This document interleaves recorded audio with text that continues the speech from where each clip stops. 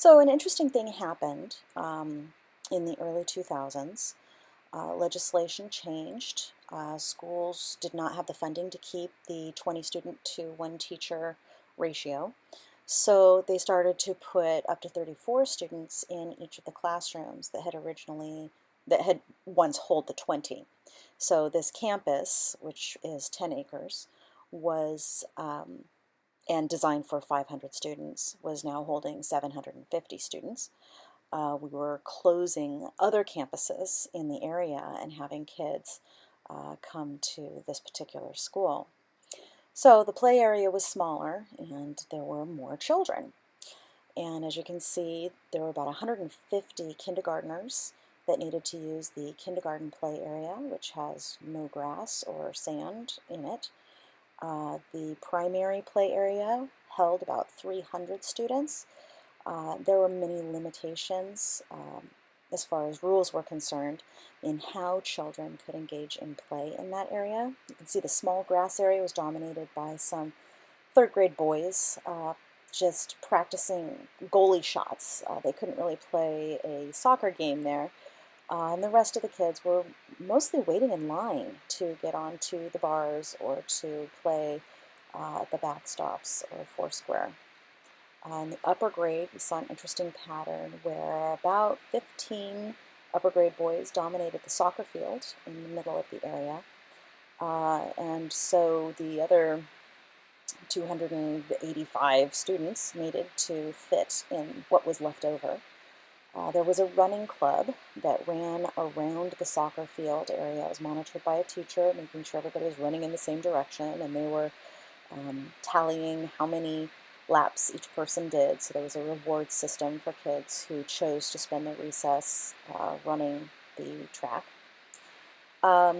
It was quite overcrowded, lots of lines, lack of loose parts. The only loose parts they really had or were allowed to have were the basketballs and handballs and soccer balls, although some kids did choose to pick up sticks and dig into the dirt. And there were some kids who had like stickers and little Lego figures and things that they chose to take out to recess, although that was considered contraband. Some girls were caught with cell phones. So there was a lack of space for running freely. You could run in the running club. There were some unused spaces because specific games had been taken away, so for behavioral reasons. So those spaces were left unused. And some interesting social patterns. We saw a lot of kids breaking off into small groups and talking rather than really doing some kind of an active play, which turned out to be kind of a concern for teachers and administrators. No doubt some of you are familiar with the United Nations Convention on the Rights of the Child, Comment 17. Many of you may know that the entire world has signed on to this document except for the United States.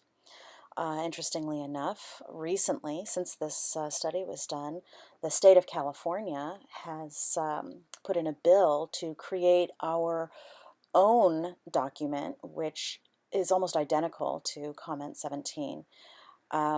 We'll see where that goes. It's yet to be voted on. But it came to a surprise when talking to teachers and administrators at the school that this is a worldwide issue, that children should have the rights to relax and play and have recreational activities. So it turned out to be an important part of this research as well. So this comes directly from the California Education Code. We have specific required minutes for physical education in elementary schools in California, but it only encourages recess periods for elementary school pupils to have unstructured but supervised free play. So what we're looking at is some schools are allowed to basically have no recess at all day long, no break times from 8 a.m. to 3 p.m. when the kids are at school. And I find this very interesting considering that there are places around the world that commonly will have up to 15 minutes of free time for students break time between 45 minutes of instruction, and they seem to be doing academically fairly well, in comparative studies anyway. And why is it that we have these recess policies that allow schools to limit the amount of free time that children have? It allows the schools to be able to use a lack of play as a disciplinary measure. It allows the schools to use playtime as PE time instead, or physical education time instead. Or teachers can pull students in to have additional tutoring, or to make up for work when they were gone, absent from school. So that's the way it currently is right now. Interesting policy. So I have here some general research facts about recess time and playtime at schools. Recess, but not necessarily PE, improves classroom behavior and attention. So this study was showing that it's not exactly about getting a lot of exercise or blood flow in your brain that makes recess valuable to educational institutions. It's that actually having a break from the learning and attention is what helps them out. Of course, there are plenty of studies that talk about promoting social and emotional intelligence, and of course, physical health, which is an ongoing concern for many of our schools. So for this study, I used Boindemann's value triangle. It was based on Holder's value triangle, but Boindemann focused a little bit more on children's play environments. And what I wanted to do was to take some observations from the playground and information from interviews with the adults that control that environment. And I wanted to sort of analyze what I saw and what I heard in terms of Boindemann's values. The intrinsic value would be a child-centered value of play. Institutional would be more school-centered, educational-centered value of play.